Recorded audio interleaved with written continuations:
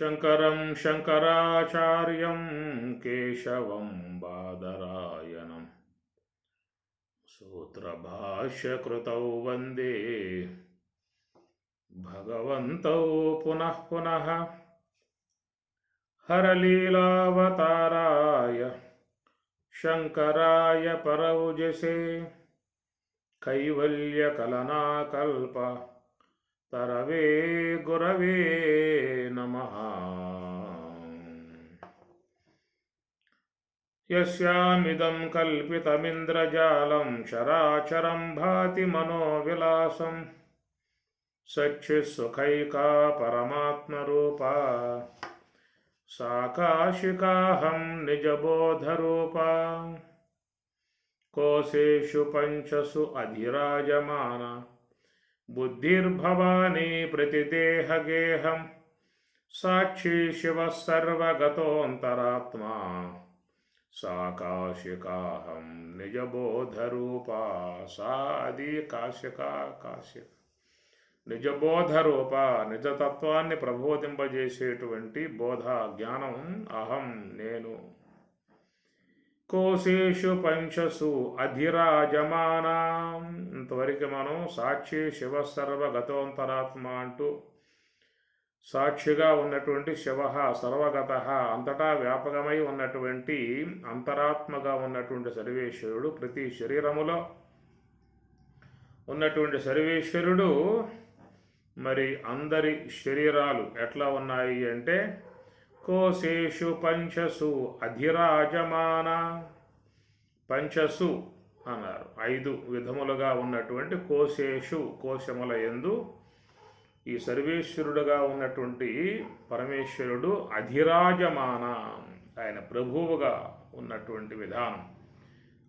రాజ అంటే ప్రభువు అన్నమాట. ఈ పంచ కోశాలకు ఆయన ప్రభువుగా ఉన్నటువంటి వాడు, సాక్షిగా ఉన్నటువంటి సర్వగత అంతటా వ్యాపకమై ఉన్నటువంటి అంతరాత్మగా ఉన్నటువంటి ఆ దేవదేవుడు ఈ 5 కోశాలకు అధిరాజమాన ప్రభువుగా ఉన్నటువంటి విధానము. కనుక కోశము అని చెప్పనంటే అది ఒక వస్తువుని మరుగు చేసేటువంటి దానిని కోశము అంటారు. ధాన్యాగారము ధాన్యకోశము, ధనాగారము ధనకోశము, ఈ విధంగా మనం చెప్తూ ఉంటాము. కాబట్టి కోశము అంటే ఒక వర, దాన్ని మరుగు చేసే విధానంగా ఉంటుంది. అట్లా మనలో ఉన్నటువంటివి మహాత్ములు ఈ పంచకోశములు అనేటువంటి వాట్లను గురించి అందరూ కూడా చక్కగా వివరించడం జరిగింది. వేదాంత పంచదశి, పంచ అంటే పంచదశి 15 ప్రకరణాలుగా, ప్రకరణములుగా ఉన్నటువంటి అది వేదాంత పంచ 15 అన్నారు. దాంట్లో కూడా విద్యారణ్య స్వాముల వారు ఈ పంచకోశ వివేకము అనేది ఒక సబ్జెక్టు వారు అందిస్తారు. పంచకోశ వివేకము అని ఒకటి ఆ 15 వాట్లలో ఇది ఒకటి ఉంటుందన్నమాట. అట్లాగా మరి వివేక చూడమని కానీ అన్ని గ్రంథాలలో కూడా అందరూ ఈ పంచకోశాల గురించి చెప్పటం జరుగుతుంది. ప్రధానంగా తైత్రీయంలో కూడా ఈ అంశాలు మనకి వచ్చే విధానం ఉన్నది. అవి కూడా మనం చూద్దాము. సీతారామాంజనేయంలో కూడా స్వామివారు ఈ పంచకోశాల గురించి ఆంజనేయ స్వామి వారు తెలియజేసిన అంశం ఒకటి ఉన్నది. అన్నజ సంభూత అన్నవర్జితమగు తనువన్నమయ కోశమనగనొప్పు ప్రాణ కర్మేంద్రియ పంచకంబులు గూడి బిను ప్రాణమయ కోశమనగదనరు జ్ఞానేంద్రియోపేత మానస చిత్తంబులు అనుమనోమయ కోశమనగజల్లు శబ్దాది విషయ పంచక సమన్విత బుద్ధి విజ్ఞానమయమన వెలయుచుండు మోహజ ప్రియమోద ప్రమోద వృత్తి సంయుతోరు సమస్త దృశ్య ప్రపంచ కారణ అవిద్యాంధకార పటల మంచితానందమయ కోశమనగదనరు. అని ఇట్లా పంచకోశాల గురించి రామచంద్రమూర్తి ఆంజనేయ స్వాముల వారికి చెప్తారు. అన్నజ సంభూతమన్న వర్ధితమగుతనువన్నమయ కోశమనగనొప్పు. అన్నజ సంభూత, అన్నము నుండి సంభూత ఏర్పడేటువంటిది. అన్నవర్ధిత అనగా అన్నం తిని పెరిగేటువంటిదిగా ఉన్నటువంటి మగు తను అన్నమయ కోశం అనగా నొప్పు. అన్నము చేత ఏర్పడి అన్నము చేత వృద్ధి చెంది అన్నం లేకపోతే క్షీణించి చివరికి అన్నానికి హేతువై ఉన్నటువంటి భూమిలో కలిసిపోయే అంశము కాబట్టి దేహాన్ని అన్నమయ కోశము అనే విధానము. ప్రాణ కర్మేంద్రియ పంచకంబులు గూడి విను ప్రాణమయ కోశమనగదనరు. ప్రాణవాయువులు కర్మేంద్రియములు అనేటువంటివి చేరి వాటిని ప్రాణమయ కోశము అనేదిగా చెప్పడం జరుగుతుంది. జ్ఞానేంద్రియోపేత మానస చిత్తంబులు మనోమయ కోశమనగజల్లు. జ్ఞానేంద్రియములు మనస్సు అనేటువంటిది చేరి అది మనోమయ కోశము అని చెప్పనన్నారు. శబ్దాది విషయ పంచక సమన్విత బుద్ధి విజ్ఞానమయ మన వెలయుచుండు. శబ్దాది విషయాలు బుద్ధి అనేటువంటిది చేరి అది విజ్ఞానమయ కోశము అని చెప్పనన్నారు. మోహజ ప్రియమోద ప్రమోద వృత్తి సంయుతోరు సమస్త దృశ్య ప్రపంచ కారణాది అవిద్యాంధకార పటల మంచితానంద. ప్రియ మోద ప్రమోద అనేటువంటి వృత్తులు కలిగి ఉన్నటువంటి మూలా విద్య అజ్ఞానాన్ని అది ఆనందమయ కోశము అనేటువంటిదిగా స్వామి ఆంజనేయ స్వాముల వారికి రాముడు చెప్పేటువంటి మాట. ఈ ప్రకారంగా పంచకోశాలను ఉద్దేశించి మనకు శాస్త్రకారులు చాలా విషయాలుగా చెప్పుకొస్తూ ఉన్నారు. తైత్రీయంలో కూడా ఈ విషయాన్ని ప్రస్తావిస్తారు. తైత్రీయంలో 2 సార్లు వస్తుంది ఈ విషయాలు. అన్నాద్వై ప్రజా ప్రజాయంతే యా కాశ్చ పృథివీం శ్రితాః అథ అన్నేన ఏవ జీవంతి అథ ఏవ ఏనత్తు అపి యంతి అంతతః అన్నం హి భూతానాం జ్యేష్ఠం అన్నాత్ తస్మాత్ సర్వౌషధం ఉచ్యతే. సర్వం ఏతే అన్నం ఆప్నువంతి ఏ అన్నం బ్రహ్మోపాసతే. అన్నం హి భూతానాం జ్యేష్ఠం తస్మాత్ సర్వౌషధం ఉచ్యతే. అన్నాత్ భూతాని జాయంతే జాతాని అన్నేన వర్ధంతే. అద్యతే అతి చ భూతాని తస్మాత్ అన్నం తత్ ఉచ్యతే. ఇది తస్మాద్వా ఏతస్మాత్ అనరసమయాత్ అన్యోంతర ఆత్మ ప్రాణమయః తేన ఏషః పూర్ణః సహ వా ఏషః పురుషవిదతః ఏవ తస్య పురుషవిదతాం అన్వయం పురుషవిదః తస్య ప్రాణః ఏవ శరః వ్యానః దక్షిణపక్షః అపాన ఉత్తరపక్షః ఆకాశ ఆత్మ పృథివీం పుచ్చం ప్రతిష్ట తదేశ శ్లోకః భవతి అని ఇక్కడ అన్నమయ కోశం గురించి కూడా తైత్రీయంలో వస్తుంది. అన్నాద్వై ప్రజా ప్రజాయంతే. అన్నం వలననే ప్రజా సమస్త మానవులందరూ కూడా ప్రజాయంతే ఏర్పడుతూ ఉన్నారు. యాహ కాహ చ పృథివీం శ్రితాః అథ అన్నేన ఏవ జీవంతి. ఈ పృథివీ మీద ఉన్నటువంటి సకల జీవులు కూడా అన్నము చేతనే జీవిస్తూ ఉన్నాయి అన్నారు. అథ ఏనత్తు అపి యంతి అంతతః. తిరిగి మరలా అన్నంకి హేతువై ఉన్నటువంటి పృథివీలోనే అన్నీ కూడా చేరిపోతూ ఉన్నాయి. అందుచేత అన్నం హి భూతానాం జ్యేష్ఠం. అన్నము భూతానాం సమస్త భూతములకు జ్యేష్ఠం ముందుగా ఏర్పడినటువంటిది. అనగా ఈ శరీరములు అనేటువంటివి ఏర్పడక ముందే అన్నం అనేటువంటిది లోకంలో ఉన్నది. అన్నం ఏర్పడిన తర్వాతనే ఈ జీవులు అనేటువంటి ఏర్పడటం జరిగింది. కాబట్టి భూతానాం జ్యేష్ఠం, సమస్త భూతములకు జ్యేష్ఠం ముందుగా ఉన్నటువంటిది. తస్మాత్ సర్వౌషధం ఉచ్యతే. తస్మాత్ ఆ కారణం చేత సర్వౌషధం, సమస్త జీవులకి అన్నం అనేటువంటిది ఔషధం. ఆకలి అనేటువంటిది వ్యాధి అయితే అట్టి వ్యాధికి అన్నం అనేటువంటిది ఔషధం అన్నారు. తస్మాత్ సర్వౌషధం ఉచ్యతే. సర్వం ఏతే అన్నం ఆప్నువంతి. అన్ని జీవులు కూడా అన్నమునే ఆశ్రయించి ఉన్నాయి, ఆపునవంతి పొంది ఉన్నాయి. ఏ అన్నం బ్రహ్మోపాసతే, ఎవరైతే అన్నమును బ్రహ్మోపాసతే బ్రహ్మముగా ఉపాసిస్తూ ఉన్నారో వారు అన్నం హి భూతానాం జ్యేష్టం తస్మాత్ సర్వౌషధం ముచ్యతే అన్నాత్ భూతాన్ని జాయంతే జాతాని అన్నేన వర్ధంతే. కాబట్టి అన్నము చేతనే జాతాన్ని పుడుతూ ఉన్నాయి, అన్నము చేతనే వృద్ధి చెందుతూ ఉన్నాయి అని ప్రకారంగా మనకి తైత్రీయంలో అంశాలు చాలా గొప్పగా చెప్పే విధానం ఉంటుంది. తర్వాత కూడా బ్రహ్మవల్లి, భృగువల్లి అక్కడ కూడా ఈ విషయాలు ప్రస్తావిస్తారు. భృగువల్లిలో ఈ పంచకోశాల అంశమే అక్కడ కూడా వస్తుంది. అన్నం బ్రహ్మేతి బిజానాత్ అన్నాత్ ఏవ ఖలు యమాని భూతాని జాయంతే అన్నేన జాతాని జీవంతి అన్నం ప్రయంతి అభిశంవిశంతీతి తద్బ్రహ్మ అని చెప్పని కూడా అక్కడ చెప్పుకొస్తారు. ఈ ప్రకారంగా మనలో చెప్పేటువంటి విధానములో ప్రతి ప్రాణి, ప్రతి మానవుడు ఈ పంచకోశములు కలిగి ఉన్నారు అన్నారు. కాబట్టి ఈ ప్రకారముగా అన్నము చేత ఏర్పడ్డటువంటి యొక్క ఈ స్థూల దేహాన్ని అన్నమయ కోశము అన్నారు. అటనే ప్రాణమయ కోశము అంటే మరి కర్మేంద్రియములు ప్రాణవాయువులు కలిపి ప్రాణమయ కోశము అంటాం కూడా ఉన్నది. ఎందుకంటే రజోగుణాంశముతో ఏర్పడ్డటువంటివి కాబట్టి ఈ ప్రాణములు కర్మేంద్రియములు ప్రాణమయ కోశము అని చెప్పనంటారు.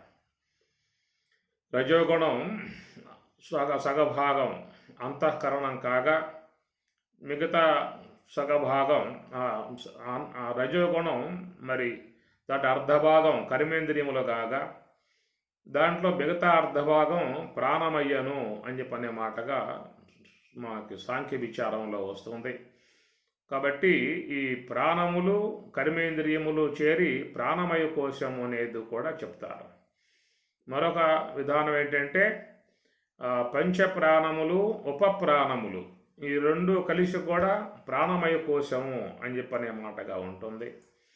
తర్వాత మనోమయ కోశం అని చెప్పన్నప్పుడు అక్కడ మరి కర్మేంద్రియములు మనస్సు చేరి అది మనోమయ కోశము అని చెప్పని అంటారు.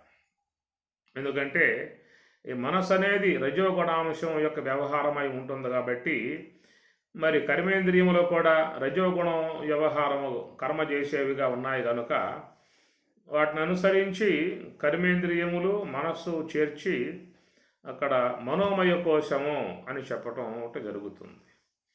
అట్లనే విజ్ఞానమయ కోశం అని చెప్పి అన్నప్పుడు జ్ఞానేంద్రియములు బుద్ధి, ఎందుకంటే బుద్ధి అనేది సాత్విక అంశంతో చేరి ఉంటుంది. జ్ఞానేంద్రియములు కూడా సాత్విక అంశములు ఏర్పడ్డాయి కాబట్టి ఇట్లా ఈ జ్ఞానేంద్రియములు బుద్ధి చేరి విజ్ఞానమయ కోశము అని చెప్పని అంటారు. తర్వాత ఆనందమయ కోశం అనేటువంటిది అది మరి మూలా విద్యగా ఉన్నటువంటి అజ్ఞానముగా పిలువబడేటువంటి దాని యందు ప్రియ మోద ప్రమోద అనేటువంటి యొక్క 3 వృత్తులు కలిగి ఉన్న విధానం నుంచి దాన్ని మరి ఆనందమయ కోశం అనేదిగా చెప్పటం జరుగుతుంది. వీటి గురించిన విషయాలు మనకి తైత్రీయంలో కూడా చెప్పటం మరి మంచిగా ఉన్నది. దాన్ని కూడా తర్వాత మనం చూసే ప్రయత్నం చేద్దాము. ఈ ప్రకారముగా మరి అన్నమయ కోశము మొదటిది అన్నమయ కోశము అన్నారు. అన్నజ సంభూత అన్నవర్ధ్యతమగు తను మన్నమయ కోశమనగనొప్పు. మరి లోకంలో సమస్త జీవులు కూడా ఒక ఉనికి కలిగి వ్యవహారం కలిగి బాహాటముగా వ్యవహరించడానికి యోగ్యముగా ఉన్న విధానము ఈ అన్నమయ కోశము అనేటువంటిది. కాబట్టి పృథివీ నుంచి ఏర్పడేటువంటి యొక్క విధానము అన్నమయ కోశము అని చెప్పని అంటారు. ఇది అన్నము నుండి ఏర్పడుతున్నటువంటి విధానము. అన్నమయ కోశం అనేటువంటిది అన్నము నుండి ఏర్పడుతున్నటువంటిది. దీని మీద తైత్రీయ ప్రశ్నోపనిషత్తు కూడా దాంట్లో దీని ప్రస్తావన చేశారు. తస్మై సహోవాచ ప్రజాకామో వై ప్రజాపతి సతపః అతప్యత సతః సహ తపః తప్త్వా సహ మిథునం ఉత్పాదయతే రయించ ప్రాణంచ ఇది ఏతౌ మే బహుధా ప్రజాః కరిష్యతే ఇది. పరిసరోపనిషత్తులో పిప్పలాద భగవానులు చెప్పే విధానముగా ప్రజాకామో వై ప్రజాపతి, ప్రజాపతి అంటే బ్రహ్మ కనుక బ్రహ్మయే సృష్టికర్త కనుక ఆయన ప్రజాకామో వై అనగా ప్రజలను సమస్త మానవాళిని సృష్టించేటువంటి యొక్క ఉద్దేశం సంకల్పం గలవాడై ఆయన సహా తపః తప్తవా సతపః అతప్యత అనగా తపస్సును బాగా శీలించాట. లోకంలో మానవ జాతిని సాకారమూర్తులుగా నిర్మాణం చేసే విషయంలో ఆయన చాలా దీర్ఘముగా నిశ్చలముగా మరి ఏకాగ్రముగా తపస్సు చేసిన విధానము. సహ తపః తప్త్వా ఆ విధంగా తపస్సును శీలించి సహ అతడు మిథునం ఉత్పాదయతే మిథునం ఆ మిథునమును మిథునం అంటే మైథునం అని అర్థం వస్తుంది. ఆది వృద్ధితో చెప్పితే మైథునం మైథున కర్మను ఆయన ఉత్పాదయతే ఏర్పాటు చేశాడు అన్నాడు.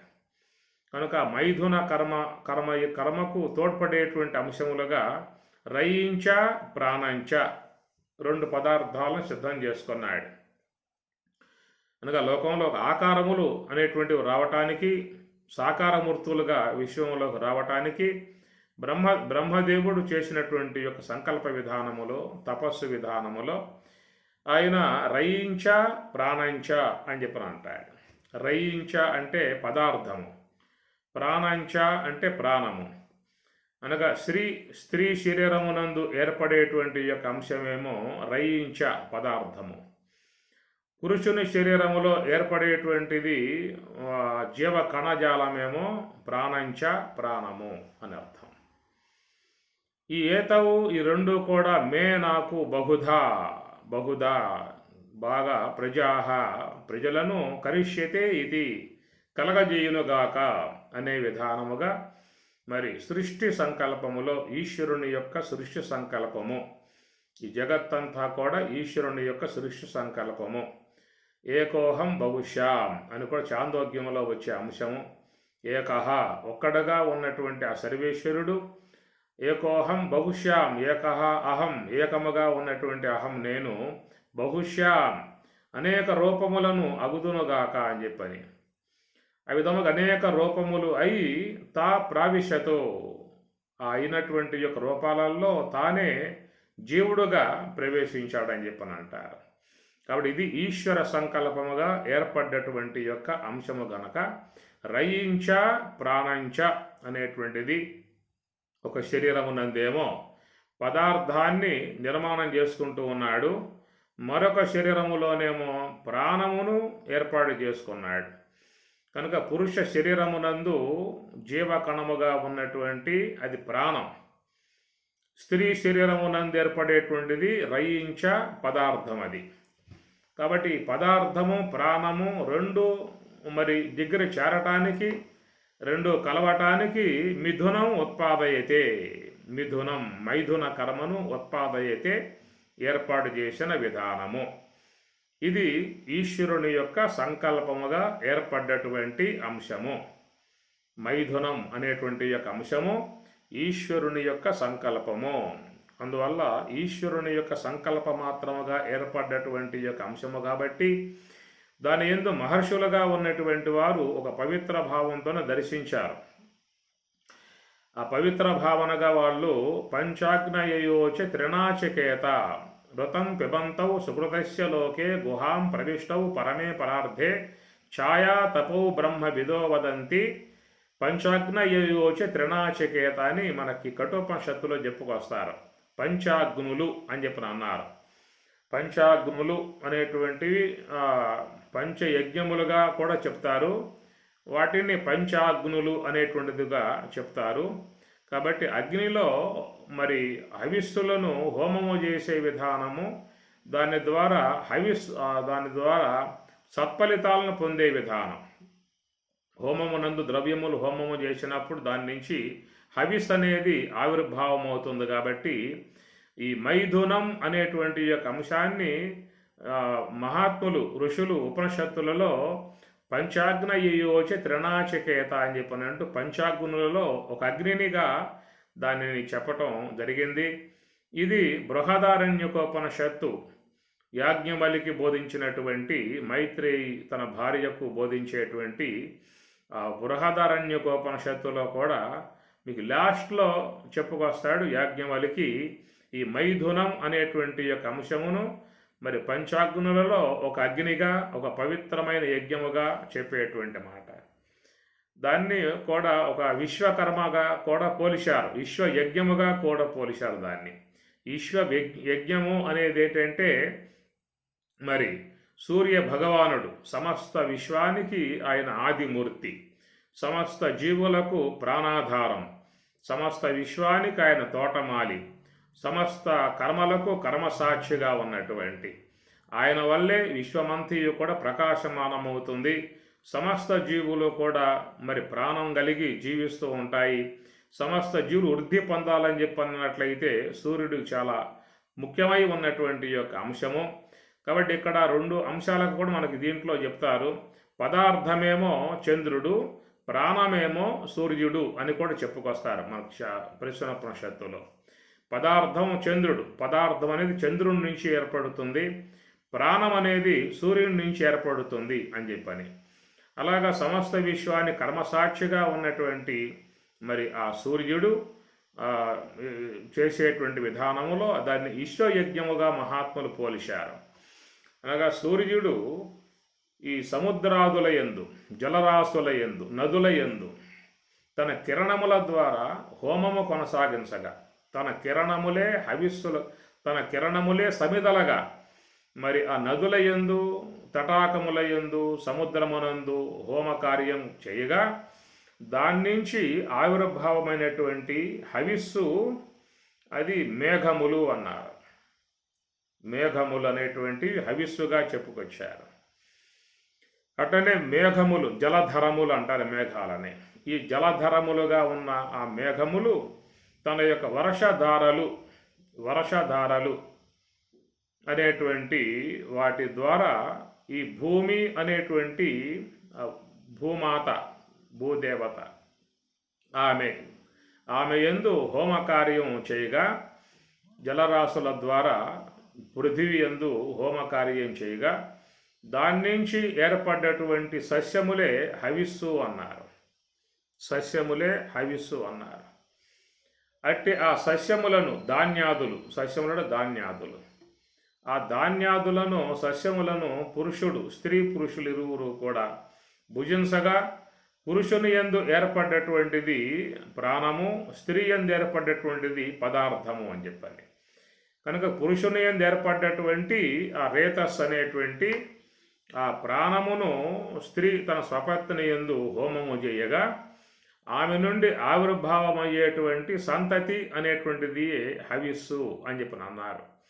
కాబట్టి ఇది ఒక పంచాగ్నులలో ఒక అగ్ని కార్యముగా, ఒక పవిత్రమైన కార్యముగా, సమస్త జీవులు ఉత్పన్నమయ్యేటువంటి విధానముగా, సర్వేశ్వరుని చేత నియమితమై ఉన్నటువంటి యొక్క అంశముగా దాన్ని మహాత్ములు భావించి ఉపనిషత్తులలో ఈ అంశాన్ని చెప్పడం జరుగుతుంది.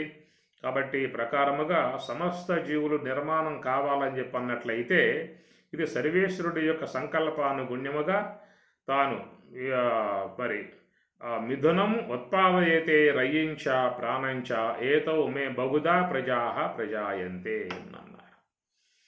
అండపిండ బ్రహ్మాండములన్నీయు బ్రహ్మములోనివే ఓ మనసా, దండి భావమిది దారి చూపితిని నిలకడ ఉండవివో మనసా. అండపిండ బ్రహ్మాండములన్నీయు అన్నారు. అండపిండ బ్రహ్మాండము అని మనకి వింటూ ఉంటాం. చాలామంది పదాలని వాడుతూ ఉంటారు. అండాండమండి, పిండాండమండి, బ్రహ్మాండమండి అని చెప్పని అంటూ ఉంటారు. అండము అని చెప్పనంటే ఏమిటి? దానికి ఏం చెబుతారు? అండం అంటే గురుడ్డు, గురుడ్డు లేదా ఎగ్గు అని చెప్పనే పదం వాడతారు. అండ అండము రెండు కలిపారు అక్కడ. అండ అండము, పిండ అండము, బ్రహ్మాండము అని చెప్పేసి. అండ అండము అంటే ఇక్కడ అండమే, అక్కడ అండమే. స్త్రీ యందు ఏర్పడేటువంటి రజస్సు అనేటువంటిది అది ఒక అండముగా చెప్పారు. పురుషుని యందు ఏర్పడేటువంటి రేతస్సు అనేటువంటిది ఒక అండముగా చెప్పారు. కనుక ఈ అండము ఆ అండము కలవటము అనేటువంటి జరిగినప్పుడు అది తర్వాత పిండాండం అవుతుంది. అండ అండము, అండ అండము రెండు కలిస్తే తర్వాత ఏర్పడేటువంటిది మరి పిండ అండము అనేటువంటిది. ఈ ప్రకారముగా మరి ఆ స్త్రీ గర్భమునందు ఉన్నటువంటి రజస్సులో ప్రవేశించినప్పుడు అక్కడ శిశువు ప్రాణం పోసుకుని తన యొక్క రూపాన్ని సంతరింపజేసుకోవటానికి, సంపూర్ణం చేసుకోవటానికి 9 మాసములు 10 మాసాల పాటు మరి ఆ ఈశ్వరుని యొక్క సృష్టి నిర్మాణ విధానములో ఆయన ఉండాల్సి ఉంటుంది. ఈశ్వరుడు కూడా విధముగా అక్కడ ఒక అద్భుతమైనటువంటి ప్రక్రియగా ఆయన గారు ఉండి నిర్మాణం చేస్తున్నటువంటి విధానం. పంచభూతముల నెడి పలువన్నెనూలు చెంచరపు గంజితోడ సరిచేసి పచ్చడాలుగా కుట్టి పలు వెంకటపతి ఇచ్చ కొలదులా అమ్మే ఇంటి బేహారి అని అన్నమాచార్యుల వారు ఆ సన్నివేశాన్ని ఒక అందముగా వర్ణన చేశాడు. పంచభూతములనడి పలువన్నెనూలు, ఒక నేతగా ఒక వస్త్రం తయారయ్యే విధానముగా దేహాన్ని ఒక వస్త్రముగా కూడా పోలిశారు. వాసాంశి జీర్ణాన్ని యథావిహాయ నవాని గృహనాథ నరోపరాని గీతలో చెప్పిన మాట వస్త్రంతో పోలిశారు. కనుక ఈ వస్త్రం అనేటువంటి దాన్ని సర్వేశ్వరుడు మరి దాన్ని చక్కగా నిర్మించే విధానములో పంచభూతముల నుండి పలువన్నీ నూలు అని చెప్పిన అన్నాడు. పంచభూతములు నూలుగా భావించాడు. కనుక పంచభూతాంశములతోనే మనకు లోపల తల్లి గర్భములో ఆ శరీర నిర్మాణమంతియు కూడా ఏర్పడుతుంది. సమిష్టి పంచభూతములలోని అంశములే మరి వెష్టి పంచభూతములుగా మన దేహం అనేటువంటిది ఏర్పడుతుంది. మన శరీరం చూసినట్లయితే మరి ఇది పంచభూతములతో సమ్మేళనమై నిర్మితమై ఉన్నటువంటి యొక్క వస్తువు అన్నమాట. కాబట్టి భాగవతం కూడా చెప్పిన అంశము పంచభూతములు అనేటువంటి విధానముగా చెప్పుకొస్తారు. కాబట్టి ప్రకారముగా మరి పంచభూతములు అనేటువంటి వాటి అంశములే శరీరం కనుక ఈ శరీరానికి మనం ఎప్పుడూ కూడా ఈ అందిస్తూ ఉండాలి. అనగా దేహములో ఆకాశాంశము ఉండాలి, తర్వాత వాయువాంశము శరీరములో ఉండాలి. నిరంతరముగా ఈ ప్రాణవాయువులు ఇవన్నీ కూడా సంచారం జరిగే విధానములో మరి ప్రాణవాయువుల ఆవశ్యకత చాలా ముఖ్యమై ఉన్నది. ఖాళీ భాగం ఆకాశ భాగం ఎట్లయితే దేహంలో ముఖ్యమై ఉన్నదో అట్లాగా ఈ వాయువులు అనబడేటువంటివి కూడా ఈ దేహములో చాలా ముఖ్యమై ఉన్నటువంటి విధానము. అవి కనుక లేకపోయినట్లయితే శరీరం నిలబడే అవకాశం లేదు. ముఖ్యంగా ప్రాణముల మీదే ఈ దేహం అనేటువంటిది ఆధారపడి ఉన్నది. మరి ఆ ప్రాణం అనేది కూడా రజోగుణాంశం అర్ధభాగంగా ఏర్పడ్డప్పుడు మరి అర్ధభాగంగా ఏర్పడ్డటువంటి యొక్క ఆ ప్రాణమే పంచవిధములుగా విభజించుకొని అది వ్యాన ఉదాన సమాన ప్రాణ అపాన అన్నారు. విభజింపజేసుకొని శరీరాన్ని కాపాడటానికి ఎంతో దోహదం చేసేటువంటి యొక్క అంశము. ఉదాన కంఠదేశస్థ ఉదాన వాయువు కంఠమునందు నిలిచి ఆ శరీరాన్ని చక్కగా ధరిస్తుంది, వ్యవహరింపజేస్తుంది. ఈ ఉదానం అనేది అర్ధభాగంగా చెప్పుకొచ్చారు. ఉదాన వాయువు అర్ధభాగం, మిగతా పావు భాగాలుగా ఉన్నటువంటివి వ్యానం. ఈ వ్యానవాయువు అనేది దేహమంతా వ్యాపకమై ఉండి మరి శరీరంలో ఏర్పడుతున్నటువంటి రసాయనక చర్యలన్నీ కూడా సమపాలముగా అన్ని నాడీ మండలాలకు పంపించే విధానముగా చేసేది వ్యానవాయువు. వ్యాన సర్వ శరీరగ అని అమరకోశం. అమరకోశంలో ఈ మాటలన్నీ వస్తాయి. వ్యానః సర్వ శరీరగః. కాబట్టి వ్యానవాయువు అనేది దేహమంతా కూడా వ్యాపకమై ఉంటుంది. మరి మన శరీరంలో చాలా నాడీ మండలాలు చాలా సూక్ష్మంగా ఉంటాయి అన్నమాట. 72,000 నాడీ మండలములు అని మనకు మామూలుగా చెప్పటం ఉంటుంది. కానీ నేను చూసిన విధానంలో కొంతమంది శాస్త్రకారులు వైజ్ఞానికంగా 2,50,00,000 అని చెప్పనే మాటకి ఏదో వాడుతున్నారు. ఇది ఎంతవరకు అనేది చూసుకోవాల్సిన అంశమే. కనుక చాలా సూక్ష్మముగా చిన్న చిన్నవిగా మన ఎంట్రుక కంటే కూడా ఇంకా సూక్ష్మముగా ఉండే విధానంగా ఉండే నరాలు ఉన్నాయి. కంటిలో ఉండేటువంటి అయితే చాలా ఎంట్రుక కంటే కూడా చాలా సన్నగా ఉండే నరాలు. వాటిల్లో కూడా రక్త ప్రసరణ జరగాలి.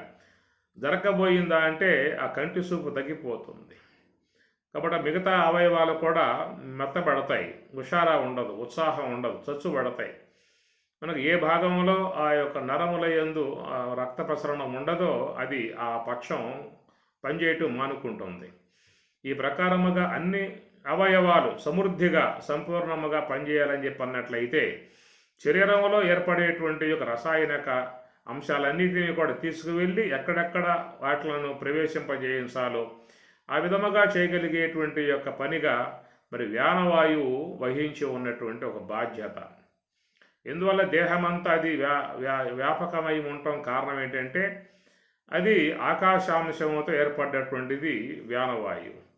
ఆకాశం ఎట్లయితే వ్యాపకమై ఉంటుందో అట్లా ఈ వ్యానవాయువు కూడా దేహమంతా వ్యాపకమై ఉండి మరి భుజించేటువంటి యొక్క అన్నం, జీర్ణమైనటువంటి యొక్క అన్నంలో రసాలు వాత, పిత్త, శ్లేష్మ అనే రసాలు కానీ, మళ్ళా ప్యాంక్రియాస్ నుంచి ఏర్పడేటువంటి ఇన్సులిన్ అనే ద్రవం కానీ, నానా రకాలైనటువంటి రసాయనిక చర్యలను ఏర్పడ్డప్పుడు అవన్నీ కూడా ఆయా నాడీ మండలాలకు పంపిణీ చేసే విధానముగా ఆ వ్యానవాయువు అనేటువంటిది వహించి ఉన్నది. అట్లనే సమాన నాభిదేశస్థ అని అన్నారు. నాభి భాగములో ఈ సమాన వాయువు అనేటువంటిది ఉండి మరి మనం భుజించేటువంటి యొక్క ఆహారాన్ని పచనం చేసే విధానము సమాన వాయువు అని చెప్పి అన్నారు. అది కనుక జీర్ణం చేయకపోయింది అని చెప్పనంటే చాలా ప్రమాదం వచ్చి పడే అవకాశం ఉన్నది. ఆ విధంగా ఆహారం జీర్ణం చేయగలిగేటువంటి యొక్క సామర్థ్యం వ్యానవాయువుకు రావడం కారణం ఏంటంటే ఆ సమాన వాయువు అనేటువంటిది అగ్ని అంశతో పుట్టింది. అది అగ్ని అంశతో పుట్టింది కాబట్టి అది ఆహారాన్ని పచనం చేసే విధానముగా సమాన నాభిదేశస్థ అని అన్నారు. నాభిదేశంలో సమాన వాయువు నిలిచి ఆహార పచనం చేస్తుంది. గుదే అపాన వాయువు పాయుస్థలములో ఉండి వ్యర్థ పదార్థాలను నెట్టేసే విధానముగా అది చేస్తున్నటువంటి పని. హృది ప్రాణ, హృదయములో అనగా ఆ యొక్క హార్ట్ కాడ ప్రాణవాయువు ఉండి రక్తాన్ని శుద్ధం చేసే విధానముగా ఆ ప్రాణవాయువు అనేది చేస్తూ ఉన్నది. అట్లాగా ఆ ప్రాణవాయువులు చేసే పని. ఆ విధంగా నాగ, కుర్మ, కురకర, దేవదత్త, ధనంజయాది ఉపవాయువులు కానీ ఇవన్నీ ఒక అద్భుతమై ఉన్నటువంటి నిర్మాణాత్మక విధానం. ఆ నిర్మాణం చేయటం ఈశ్వరుడు యొక్క సంకల్పమై ఉన్నటువంటిది. పంచభూతముల నెడి పలువన్నెనూలు చంచలపు గంజితోడ సరిచేసి అట్లాగా అద్భుతముగా ఆయన గారు ఆ దేహాన్ని వస్త్రాన్ని తయారు చేస్తున్నాడు అట్లా లోపల ఉండి. మరి అది చేయటానికి ఆయనకు కూడా 9 మాసాలు పట్టింది. తల్లి గర్భంలో ఆ శిశువు అన్ని అవయవాలను కూడా సంతరింపజేసుకునే విధానములో ఆ విధంగా దశవిధ ప్రాణవాయువులు మరి అగ్ని సంబంధముగా శ్రోత్రాది ఇంద్రియములు వాక్కు శ్రోత్ర, త్వక్కు, చక్షువు, జిహ్వ, గ్రాణం అనేటువంటి మరి యొక్క జ్ఞానేంద్రియములు కానీ అట్లనే మరి పృథివీ సంబంధమై ఉన్నటువంటి వాక్కు, పాణి, పాదము, గుహ్యము, పాయు అనేటువంటిది కానీ ఇవన్నీ కూడా పంచభూతాంశముల నుంచి ఆయన గారు నిర్మాణం చేస్తున్నటువంటి విధానం. అనగా ఆకాశ పంచకముగా జ్ఞాత, మనస్సు, బుద్ధి, చిత్తము, అహంకారం. వాయు సంబంధముగా వ్యాన, ఉదాన, సమాన, ప్రాణ, అపానం. అగ్ని స్థానములో శ్రోత్ర, త్వక్కు, చక్షువు, జిహ్వ, గ్రాణము. అలానే జలాంశములో శబ్ద స్పర్శ రూప రస గంధము. పృథివీ పంచకముగా వాక్కు పాణి పాదము గుహ్యము పాయువనాలు. పంచభూతములనిడి పలువన్నీ ఈ విధముగా ఈశ్వరుడి యొక్క సంకల్పాత్మకముగా ఏర్పడుతున్నటువంటి ఈ దేహం అన్నమాట. ఏమి పాంచభౌతికమైన భవనంబు దేహంబు అని భాగవతం చెబుతున్నమాట. పాంచభౌతికమైన భవనంబు దేహంబు పురుషుండు దీనిలో పూర్వకర్మవశముననొకవేళ వర్తించు దీపించు దరి అయిన ఒకవేళ తొలగిపోవు చెడనేని దేహంబు చెడుగాని పురుషుండు చెడడాతనికి ఎంత చేటు లేదు. దేహమునకు దేహపుంజమునకు వేరుగాని ఏకత్వంబు కానరాదు. భాగవతం చాలా సప్తమ స్కందం అయితే ఎంత అద్భుతంగా తాత్విక అంశాలను బోధిస్తుందో భాగవతం. పాంచభౌతికమైన భవనంబు దేహంబు. పాంచభౌతికం పంచభూతములతో మరి సర్వేశ్వరుడు నిర్మించినటువంటి యొక్క గొప్ప భవనం, ఆయన నిర్మించిన భవనం అన్నారు. పాంచభౌతికమైన భవనంబు దేహంబు. భవనం అంటే గృహం కదా. గృహం నవద్వారే పురే దేహే. 9 ద్వారాలు కలిగి ఉన్నటువంటి యొక్క దేహం ఈ పురం, ఇది భవనం అని భాగవతం చెబుతున్నమాట. భవనం అది దాంట్లో ఒక అర్థం కూడా ఉన్నది. ఆ పదంకి చూసినట్లయితే భవనం అని చెప్పనంటే భగవంతుడు నివాసముగా ఉన్నటువంటిది కాబట్టి భవనం అని అర్థం. భవనం అంటే భా అంటే బ్రహ్మం, భా దీప్తౌ కాబట్టి భా అంటే భగవంతుడు, భా అంటే బ్రహ్మము. అందువల్లే మనకు చూసినట్లయితే భగవద్గీత అంటే భగవతత్వం ప్రబోధింపబడేటువంటిది కాబట్టి భగవద్గీత. అట్లనే భారతం అన్నారు. భా అంటే బ్రహ్మము, రతి అంటే రమించుట, బ్రహ్మము రమించుటయే భారతం. అనగా కౌరవులని వధించి బ్రహ్మజ్ఞానాన్ని పొందటం అది పారమార్థికముగా వచ్చేటువంటి అంశం. తామసిక అంశములుగా ఉన్నటువంటి ఆసురి అంశములుగా ఉన్నటువంటి అనాత్మను అజ్ఞానాత్మిక వృత్తులను జయించడమే కౌరవులను జయించుట అని చెప్పని. అలాగా యుద్ధంలో జయించగలిగితే వాళ్ళు ఆత్మరాజ్యాన్ని పొందే విధానముగా ఉన్న అంశము కాబట్టి దాన్ని భారతం అనే పేరుగా ఉన్నటువంటిది. భా అంటే బ్రహ్మము, రతి రమించుట, బ్రహ్మములు రమించటమే భారతము. అట్లా బ్రహ్మములు రమించేటువంటి వాడే భారతీయుడు అని చెప్పి అన్నారు. బ్రహ్మతత్వముతో ఉండేటువంటి వాడే భారతీయుడు అని. ఆ ప్రకారముగా భా అనేది చాలా గొప్ప అర్థాన్ని తెలియజేసేటువంటిది కాబట్టి భాగవతము, భారతము, భగవద్గీత అన్ని భకారముతోనే ఆరంభం చేయబడతాయి. భారతదేశం అనేది కూడా భకారముతోనే చెప్పడం జరుగుతుంది. భారతీయుడు అనేది కూడా భకారముతోనే చెప్పబడుతుంది. భా అనే మాటకి బ్రహ్మము, భగవంతుడు అనే అంశాలు వస్తాయి. ఈ ప్రకారముగా దాంట్లో మరి భాగవతమునందు మంచి అంశముగా చెప్తూ భవనం అంటే భగవంతుని నిలయమై ఉన్నటువంటిది. దాన్ని ఎంతమంది గుర్తిస్తారు లోకంలో? ఈ దేహం భగవత్ నిలయమై ఉన్నది, భగవంతునికి నివాసమై ఉన్నది, భగవంతుడు లోపల నెలకొని ఉన్నాడు, భగవంతుడు లోపల నివాసమై ఉన్నాడు అనేటువంటి యొక్క విషయం తత్వజ్ఞులు, జ్ఞానులు మాత్రమే గుర్తించగలిగే అవకాశం ఉంటుందే తప్ప అది సామాన్యులు తెలియబడేటువంటి అంశము కాదు. అందువల్ల ఆ విధముగా భగవంతుడు మన దేహంలో నివాసమై ఉన్నాడు, దేవదేవుడు మన దేహంలో కొలువై ఉన్నాడు అనే విధానం గుర్తించినటువంటి వారు ఆ దేహాన్ని దేవాలయంగా మలుసుకుంటూ ఉన్నారు. ఆ దేహమే వాళ్ళకు దేవాలయం. అందువల్ల దేవదేవుడు కొలువై ఉన్నాడు కాబట్టి వారు ఆ దేహాన్ని దేవాలయముగా చక్కగా దేవదేవుణ్ణి ఆరాధించే విధానముగా వాళ్ళు చేస్తూ ఉన్నారు.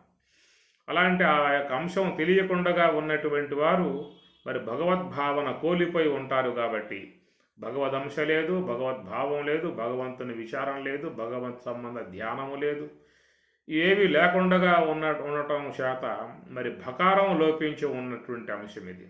భవనములో బా తీసేయండి ఏముంటుంది చూడండి. భవనములో బా తీసేస్తే ఏముంటుంది? వనం అంటే అరణ్యం. అరణ్యంలో ఏముంటాయి? సింహాలు, పులులు, నక్కలు, తోడేళ్ళు, నానా అనగా క్రూరత్వంతో ఉన్నటువంటి మృగజాతి అంతా కూడా ఎక్కువగా అరణ్యంలో సంచారం చేస్తూ ఉంటాయి. అట్లాగా మరి ఆ భగవంతుని యొక్క సంబంధమై ఉన్నటువంటి జీవన విధానం, భగవంతుని సంబంధమైనటువంటి ధ్యాన విషయం, ధ్యానము, జపము, విచారణ, తత్వచింతన ఏవి కూడా లేనటువంటి యొక్క శరీరములో మరి భగవదంశ లోపించినట్లయితే అది వనమై కూర్చుంటుంది.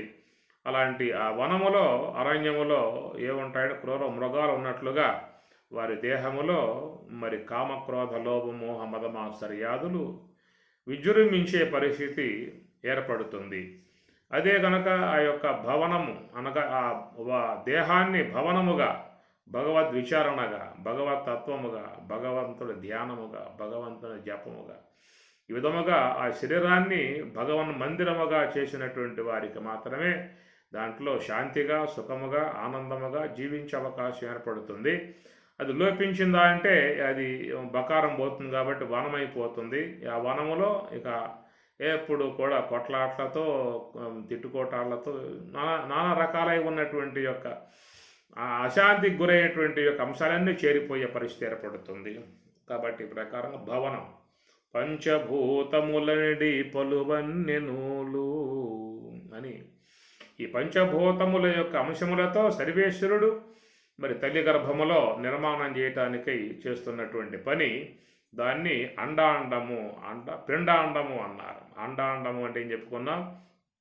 పురుషుని దేహములో ఉన్నటువంటి ఆ కణజాలం, అండం చాలా సూక్ష్మముగా ఉండేటువంటి అండములు ఒక పురుషుని నుంచి ఒకసారిగా వెలువడేటువంటివి మన గతంలో చెప్పుకున్నాము, సైన్స్లో చెప్తున్నమాట. 30 కోట్ల జీవకణాలు ఏర్పడితే, ప్రవేశిస్తే స్త్రీ గర్భములో అవన్నీ కూడా ప్రయాణం చేసి చివరికి నిస్సత్తువుగా ఉన్నటువంటివి, శక్తిహీనముగా ఉన్నటువంటివి, ప్రయాణం చేయలేకుండా ఉన్నటువంటివన్నీ మధ్యలో రాలిపోగా, వీగిపోగా ఏవో కొన్ని మాత్రమే ప్రయాణం చేసి అండాశయాన్ని చేరతాయన్నారు.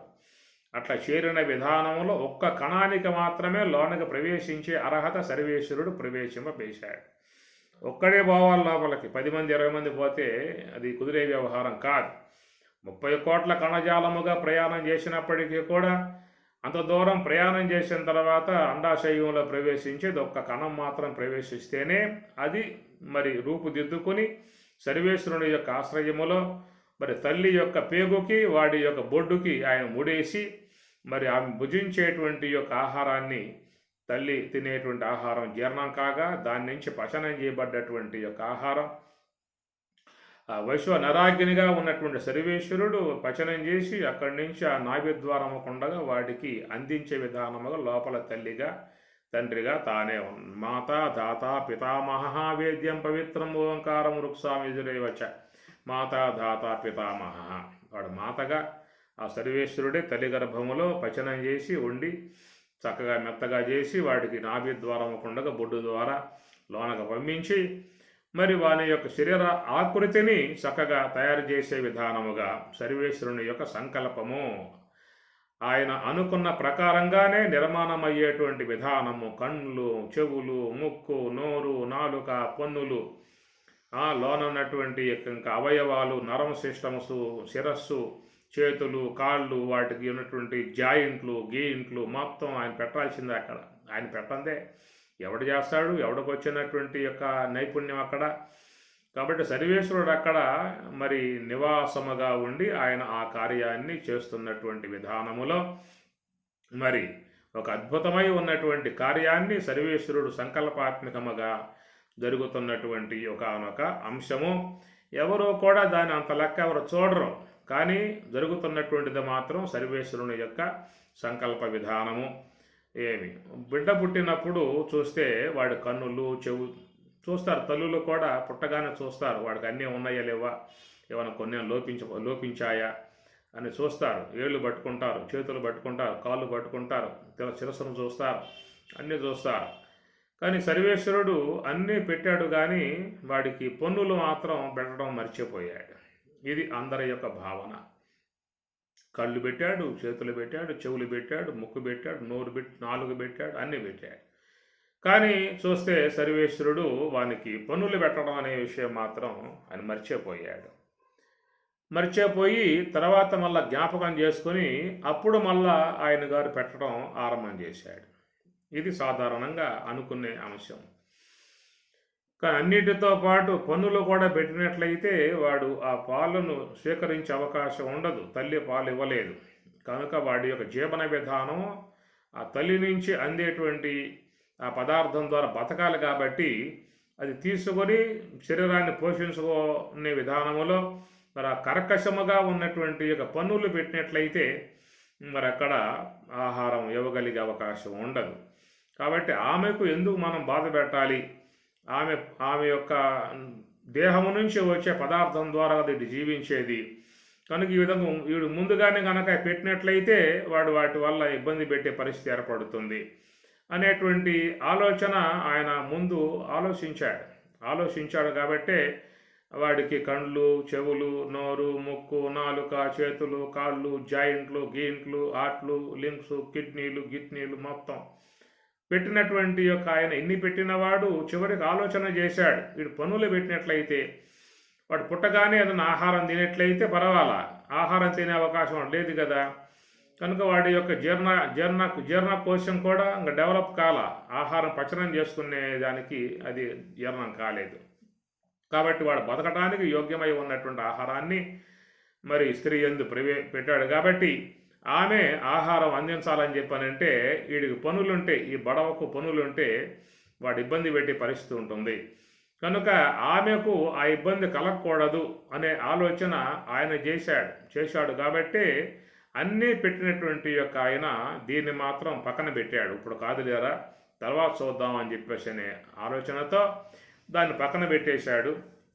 దాంతో వీడు బోసినోరుతో పన్నులు లేకుండా ఆ పదార్థాన్ని స్వీకరించి మెల్లమెల్లగా బతుకుని నిలబెట్టుకున్నాడు. ఆ విధంగా బతుకు అనేది ఏర్పడిన తర్వాత ఇక లోన జీర్ణాశయం కూడా మంచిగా అది పొదునుదేలి మరి ఆహారాన్ని పచనం చేసుకునే పరిస్థితికి వచ్చిన తర్వాత ఇక వాడు ఆహారం తిని బతకవచ్చు అనేటువంటి భావన సర్వేశ్వరుడు అనుకున్నప్పుడు ఆయన సంకల్పించి ఇక వాడికి పనులు తదాస్తు వాడికి ఏర్పడుగాక అన్న విధానముగా వానికి అప్పుడు మెల్లగా పనులు అనేటువంటివి వస్తాయి. ఇది చూడండి, ఇదంతా కూడా ప్లానే కదా, ఈ ప్లాను అంతా ఆలోచనే కదా, సర్వేశ్వరుని యొక్క ఆలోచనే కదా. ఆయన సంకల్పింపబట్టే ఈ విధముగా ఏర్పడేటువంటి యొక్క అంశము.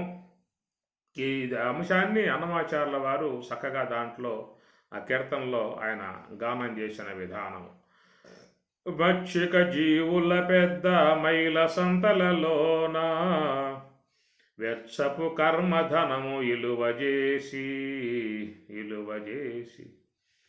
పచ్చడాలుగా కుట్టి పలు వెంకటపతి ఇచ్చకొలదులా అమ్మే ఇంటి బేహారి.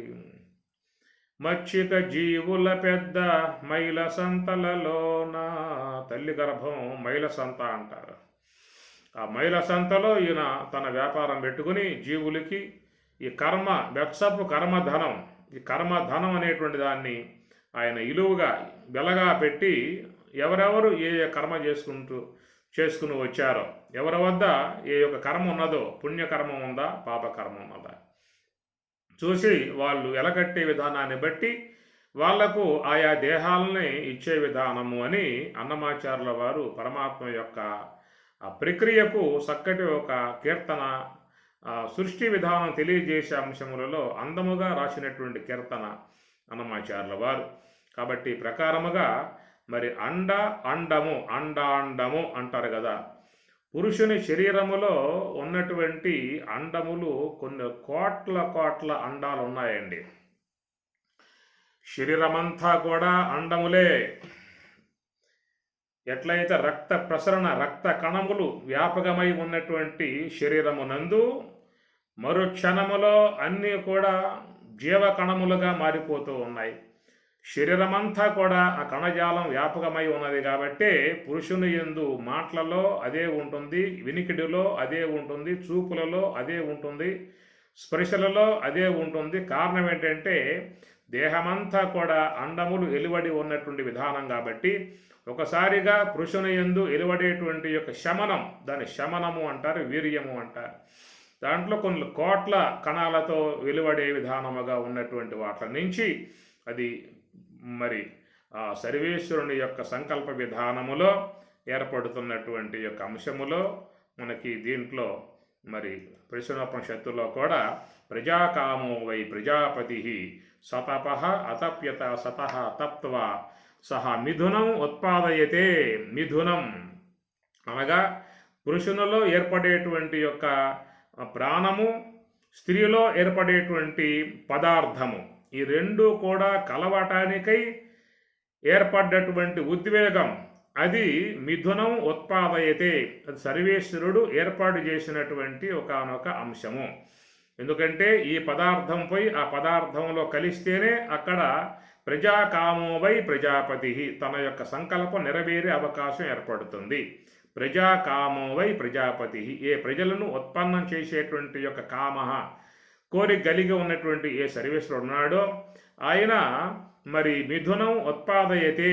ఆ మిథునం అనేటువంటి యొక్క రెండింటి కలయిక, అనగా ప్రాణం పదార్థం రెండు కూడా కలవాలనేటువంటి ఒక వేగాన్ని నిర్మాణం చేసిన విధానం కూడా ఆ సర్వేశ్వరుడు. కాబట్టి సహా ఆ సర్వేశ్వరుడు మిథునం ఉత్పాదయతే, ఆ మైథునం అనేటువంటి అంశాన్ని ఏర్పాటు చేసి రయించ ప్రాణంచ, రయించ అంటే పదార్థము, రయించ ప్రాణంచ అంటే వీర్య కణం, రెండు కలవటానికై చేసినటువంటి ఒక ఉద్వేగం, దానినే మరి యజ్ఞ కార్యక్రమముగా మహాత్ములు పోల్చిన విధానము.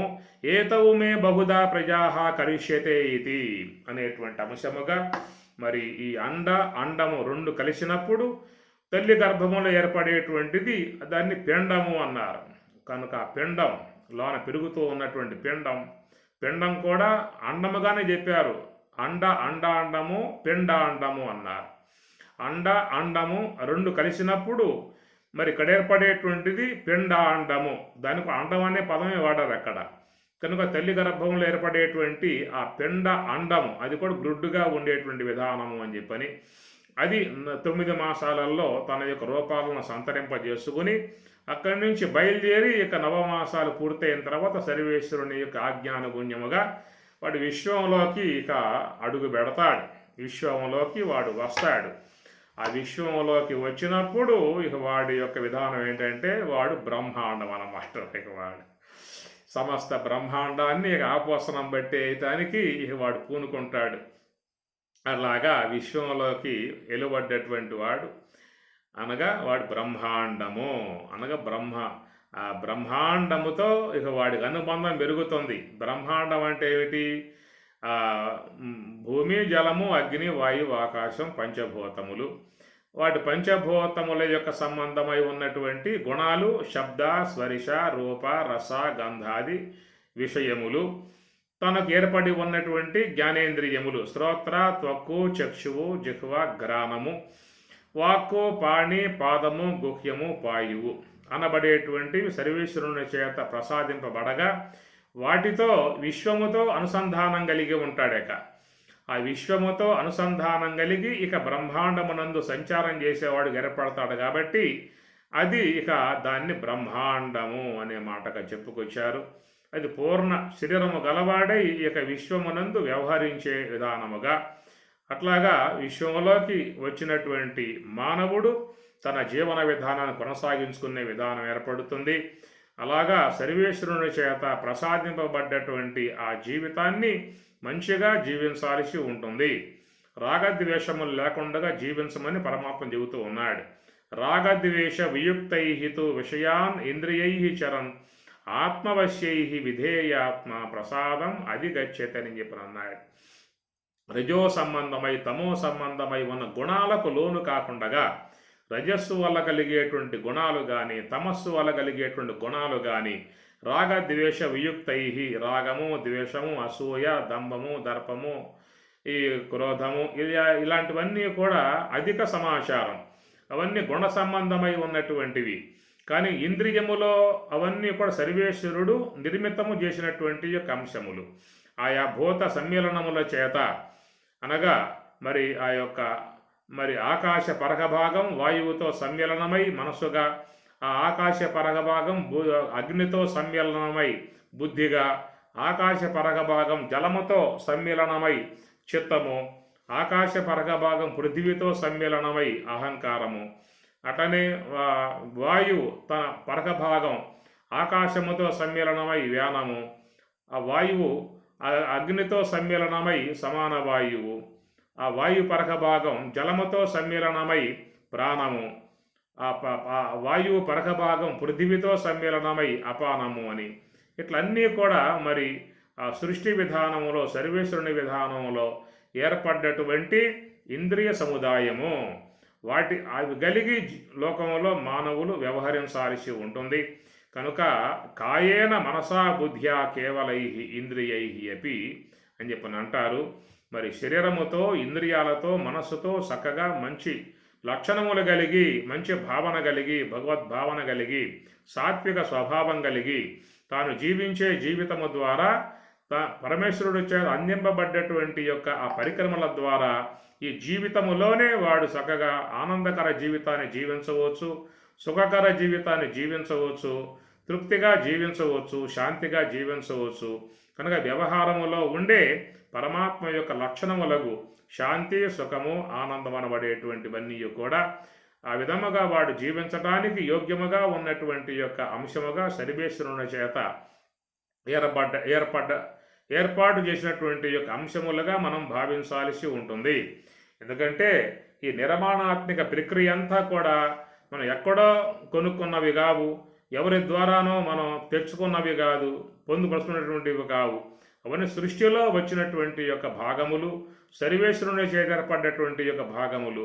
వాటిని మనం మంచిగా వినియోగింపజేసినట్లయితే, సాత్వికముతో జీవించినట్లయితే, సద్భావనతో జీవించినట్లయితే, భగవద్భావనతో జీవించినట్లయితే అట్టి ఆ జీవితంలోనే మంచిగా సుఖవంతముగా శాంతియుతముగా జీవితాన్ని జీవించవచ్చు.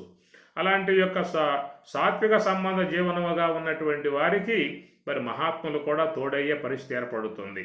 అటు సాత్విక గుణములు కలిగి, సాత్విక స్వభావం కలిగి, సాత్విక జీవనం కలిగి ఉన్నటువంటి వారికి ఈశ్వరానుగ్రహము ప్రాప్తించే అవకాశం ఉన్నది. అట్టనే మహాత్ముల కరుణ కూడా, మహాత్ముల అనుగ్రహం కూడా లభ్యమయ్యే అవకాశం ఉంటుంది.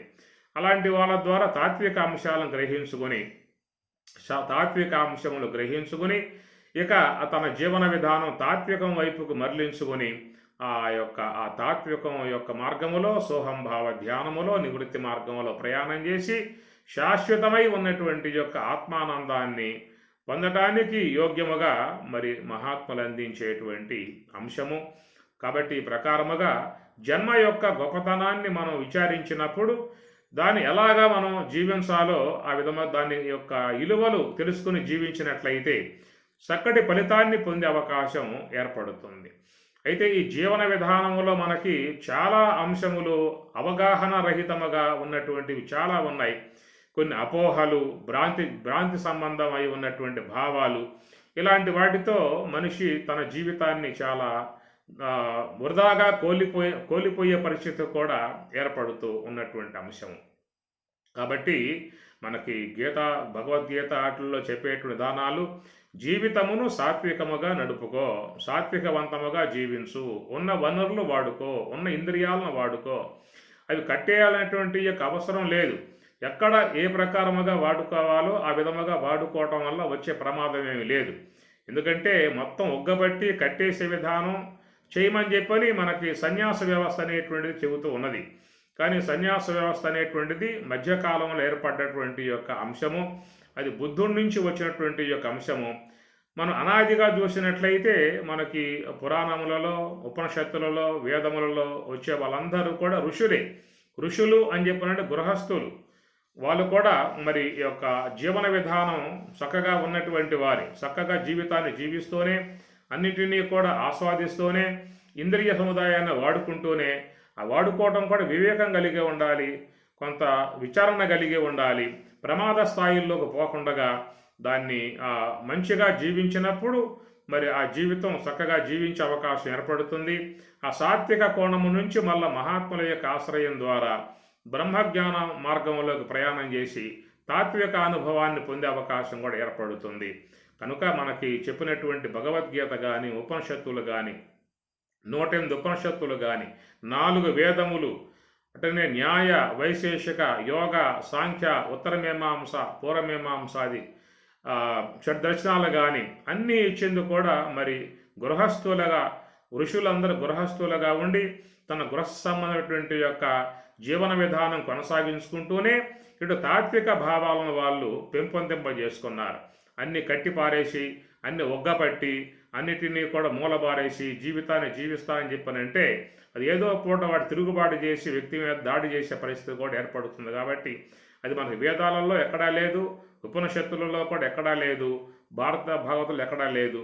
అందరూ కూడా జీవితాన్ని, వచ్చిన జీవితాన్ని సర్వేశ్వరుని చేత ప్రసాదింపబడ్డటువంటి జీవితాన్ని మంచిగా జీవించుకుంటూనే, సాత్విక భావాలు పెంపొందింపజేసుకుంటూనే, ఇంద్రియాలని మంచిగా వాడుకుంటూనే, సుఖమయ జీవితాన్ని జీవిస్తూనే, అది మహాత్ముల యొక్క తాత్విక అంశాలను కూడా గ్రహించుకొని ఆ జీవితాన్ని ధన్యత చేసుకోవటానికై వాళ్ళు చక్కటి మార్గంలో ప్రవేశించినటువంటి విధానం కనుక మరి ఇక్కడ అన్నమయ కోశముగా చెప్పేటువంటి దీంట్లో కోశేషు పంచసు అధిరాజమాన అనే పదం వాడతాడు. అధిరాజమాన అంటే అది ప్రభు, ఆయన ఈశ్వరుడు, సాక్షి శివసర్వ గతోంతరాత్మ, సర్వగత అంతటా వ్యాపకమై ఉన్నటువంటి యొక్క ఈశ్వరుడు అంతరాత్మ, ప్రతి ఒక్క శరీరములో ఉన్నాడనేటువంటి యొక్క భావన. అట్టి ఆ సర్వేశ్వరుడు పంచసు కోశేషు, పంచకోశములకు అధిరాజమాన ఆయన ప్రభువుగా ఉన్నాడు. ఆయన యొక్క ఆజ్ఞలో నడుస్తూ ఉన్నాయి, ఆయన శాసనాన్ని అనుసరించి అవి ఏర్పడి ఉన్నాయి. కనుక అన్నీ కూడా ఈశ్వరుడు అనుగ్రహముతో ప్రసాదింపబడ్డటువంటి యొక్క వాట్లను సాత్వికముగా వాటిని వినియోగింపజేసుకోవచ్చు, వాటి ద్వారా వచ్చే విషయాలని ఆస్వాదించవచ్చు అనేటువంటి మాట. రాగద్వేష వియుక్తైహితు విషయాన్ ఇంద్రియై చరన్ అనే మాట కూడా పరమాత్మ అంటాడు. విషయాన్, విషయములు అనగా శబ్ద, స్పర్శ, రూప, రస, గంధాది విషయాలని ఇంద్రియై, ఇంద్రియముల చేత వాడు చక్కగా ఆస్వాదిస్తూ ఉన్నప్పటికీ కూడా ప్రసాదం అధిగచ్చతి, ప్రసాదం అంటే ఆత్మానందాన్ని అక్కడే పొందే అవకాశం ఏర్పడుతుంది. కనుక నిత్య జీవితంలోనూ ఆత్మానందాన్ని పొందవచ్చు, ఆధ్యాత్మిక జీవితంలోనూ శాశ్వత ఆనందాన్ని పొందవచ్చు. కాబట్టి ఈ విషయాలు అవగాహన లేని కోణములో చాలా వాటి ఎందుకు అపోహలు పెంచుకొని, భ్రాంతులు పెంచుకొని, అవి తప్పు, ఇవి తప్పు, ఇది పాపం, అది పాపం అనేటువంటి అంశాలు చాలా వారికి అల్లిక చేసుకోవడం చేత చాలామంది జీవితాలు దుర్భరప్రాయములుగా, వృధాగా గడుస్తున్నటువంటి విధానము. ఎట్లయితే యొక్క వరుణదేవుడు కురిపించినటువంటి యొక్క జలధారలు వృధాగా పోయి సముద్రంలో చేరిపోయి పోతున్నట్లుగా చాలామంది జీవితాలు అవగాహన లేని విధానములో లేనిపోయినటువంటి యొక్క అంశాలను అల్లిక చేసుకుని భ్రాంతులతో జీవించడం కారణముగా వచ్చిన జీవితం వృధాగా పోతున్నటువంటి యొక్క అంశము అది పోయిందా అని చెప్పనంటే మరి రావటానికి నీకు ఎంత కాలానికి పడుతుందో ఇందా చెప్పుకున్నాం కదా. విశ్వమంతా కూడా జీవజాలమే, సమస్త విశ్వమంతా కొన్ని కోటాను కోట్ల జీవజాలాలు అనేటువంటివి ఉన్నాయి. అవన్నీ కూడా మరి దేహములు ధరించాలని చెప్పనంటే ఎంతకాలం పడుతుందో తెలియదు. కనుక దేహం పోయిన తర్వాత ఎక్కడ ఏ యొక్క సమూహములు, ఏ జీవ సమూహంలో పోయి పడతావో తిరిగి మళ్ళీ ఏ యొక్క దేహము నుంచి జీవ కణముగా నువ్వు వచ్చి మళ్ళా మరి అండాశయం చేరి ఈ విశ్వంలోకి రాగలుగుతావో ఇది ఒక అనూహ్యమై ఉన్నటువంటి యొక్క అంశం, మన ఊహకు అందనటువంటి యొక్క విషయం. అది వెనకాల సృష్టి అంతరాలలో జరుగుతున్నటువంటి అంశము కాబట్టి సర్వేశ్వరుని ద్వారా లభ్యమైనటువంటి యొక్క అంశం ఇది. ఉంటాడు శంకరాచార్యుల వారు కూడా శతకోటి జన్మ సుకృతై పుణ్యై విన లభ్యతే అని చెప్పిన అంటాడు. దుర్లభం త్రయం ఏతత్ దైవానుగ్రహ హేతుకం మనుష్యత్వం ముముక్షత్వం మహాపురుష సంశ్రయ. దుర్లభం అన్నాడు శంకరాచార్యుల వారు. దుర్లభం అని చెప్పనంటే ఎందుకంటే విశ్వమంతా కూడా కొన్ని కోట్ల జీవజాలమంతా ఉన్నది కాబట్టి అవన్నిటినీ కూడా తప్పించుకుని నువ్వు ముందుకు వచ్చి పొందటం అని చెప్పనంటే దుర్లభం అనే మాట ఆయన వాడతాడు. దుర్లభం త్రయం, 3 జీవితంలో దుర్లభాలని చెప్పాడు జీవుడికి. దైవానుగ్రహ హేతుకం మనుష్యత్వం అని చెప్పని అంటాడు.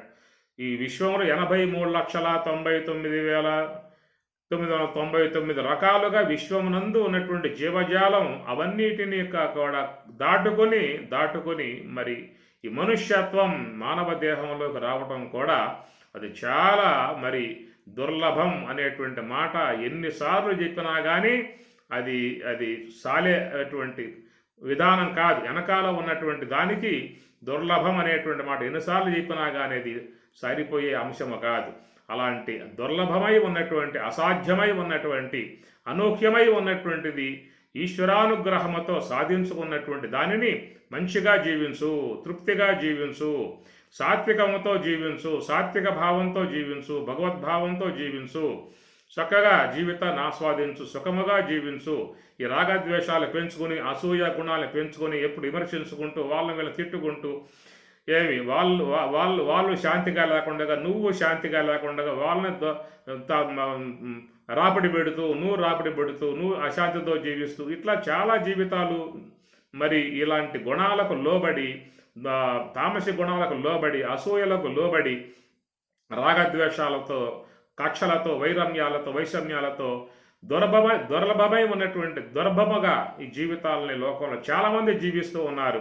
దంతకు అజ్ఞాన పొరల్లో చిక్కుకొని ఆ జీవిత ఇలువలో తెలియకుండగా అట్లా మరి చేసుకుని చివరికి మరి ఆ విశ్వ గర్భంలోకి అనంత కోటి జీవుల్లో పోయి పడి ఇక వాళ్ళకి ఎక్కడ పోతుందో ఎటు పోతుందో తెలియకుండా ఉండే అంశము. కాబట్టి ఈ ప్రకారముగా అధిరాజమాన సర్వేశ్వరుని యొక్క మరి ఆ రాజరికములో ఆయన ప్రభువు యొక్క ఆజ్ఞ ప్రకారముగా ప్రాప్తించేటువంటి యొక్క అంశాన్ని సాత్వికులై జీవించాల్సి ఉంటుంది.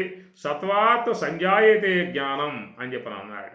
సాత్వికం వల్ల మంచి జ్ఞానం కలిగి ఉంటారు. అటు వ్యవహార జ్ఞానం కావచ్చు, ఇటు పారమార్థిక జ్ఞానం కావచ్చు. రెండవది ఊర్ధ్వం గచ్చంతి సత్వస్థ అని కూడా చెప్పారు గీతలో. ఊర్ధ్వం గచ్చంతి, ఊర్ధ్వ మార్గంలో ప్రయాణం చేయడానికి కూడా సాత్వికం ఎంతో ఉపయోగపడుతుంది. కాబట్టి అంటే ఆ సాత్వికాన్ని పెంపొందింపజేసుకుని సాత్వికముగా జీవితాన్ని జీవిస్తే నీకు అక్కడే ఆనందం ఉన్నది. ఆ సాత్వికమును చక్కగా నివృత్తి మార్గం వైపుకి గురువు అనుగ్రహంతో తిప్పినట్లయితే బ్రహ్మజ్ఞానమును పొందే అవకాశం కూడా ఏర్పడుతుంది. కాబట్టి ఆ విధముగా ఉన్నటువంటి పంచకోశాలలో మొదటిదిగా ఉన్నటువంటి కోశం అది అన్నమయ కోశము అని చెప్పని, అన్నవర్ధిత అన్న సంభూత ఏమి ఆ రామచంద్రమూర్తి అన్నజ సంభూత అన్నవర్ధిత మగు తనువు అన్నమయ కోశం అనగనొప్పు అనేటువంటి మాటగా ఉంది. కనుక అట్టి దానిని ఎంతో ఇలువ కలిగి ఉన్నటువంటి వస్తువుగా భావించి దాన్ని వృధా చేసుకోకుండా జీవించగలిగితే చక్కటి మంచి జీవితాన్ని జీవిస్తాడు. దాంట్లో పరమార్థాన్ని కూడా పొందగలుగుతాడు. ఓం సహనా భవతు సహనౌ భునక్తు సహ వీర్యం కరవావహై తేజస్వినావధీతమస్తు మా విద్విషావహై. ఓం శాంతి శాంతి శాంతి. హరి ఓం తత్సతు. శ్రీ గురుభ్యో నమః. హరి ఓం.